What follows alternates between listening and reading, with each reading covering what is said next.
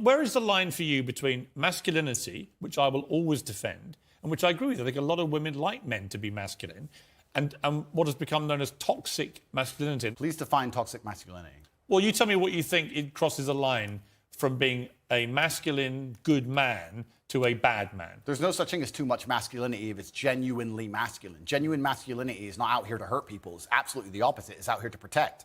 And when bad things happen, they call traditionally masculine men. If you need a firefighter, you need a masculine man. When you call the police because of the problem you have, you want masculine men. And as soon as a woman or a man is in trouble, when you look for backup, you look for masculine men. And masculine men have a duty to provide and protect those they care about. We have a duty to do things we don't feel like doing because we know we're supposed to do them. And that's why we stayed in the Titanic and died. Those were masculine men. Where did you get your views about this from? This is what I grew up with. It's the family I grew up around. And your father, your mother? Yeah, both? and the world I lived in. And I think a lot of the things I'm saying now about masculinity and how people should act in the world, how the world should function, were considered completely normal and accepted by everybody only 20 years ago. I think the world's just lost its mind. For me to stand up and say a man should protect a woman now gets to be called a misogynist and canceled. If I said that 10 years ago, everyone would say, duh. And what's funny is, everyone who argues against me and says men shouldn't protect women, especially all the feminists, if they were with their boyfriend and a man broke into their house, guess who they'd expect to go downstairs?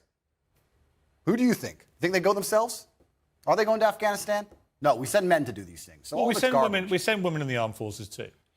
You have to generalize when you make points. There are many courageous people. Exceptions do not disprove the rule.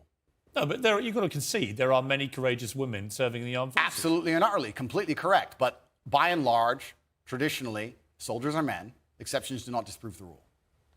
Well, it's not an exception. It's a fact that there are a lot of women now in the armed forces. Correct. But if you were to take the average soldier, they are a male.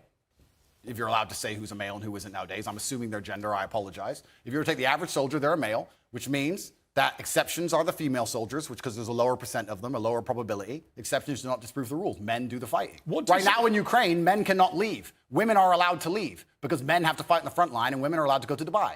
That is how it is. What do you say to young men who come to you for advice, who feel lost, who don't really know where they fit into society? I say that life as a man is exceptionally difficult.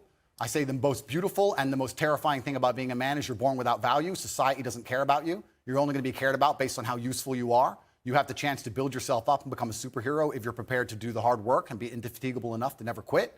But if you're going to stand around and wait for a handout, nobody's going to ever respect you. And I think that a lot of people have forgotten about how difficult and how competitive it is as a man. We're always in constant competition with each other.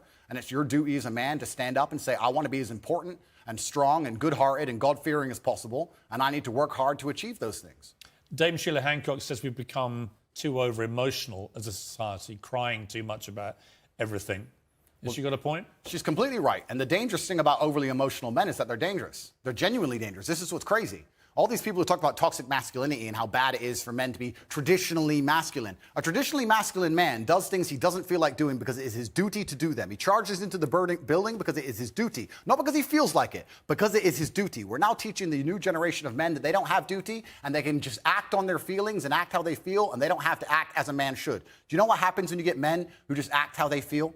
You get school shooters, you get violence, you get rapists. Men who do not control their emotions are dangerous. If you find a man who is stoic, he's not going to hurt people. He's going to sit and think about his actions very carefully, and he's going to be a good man who protects and provides for his family. You find a man who just acts out on impulse and does whatever he feels like, you're going to find a dangerous man. Sitting here telling men to cry more and act with their feelings and it's okay to feel this way, that way, etc., and have no self-control. That is why we have the problems we have in the world.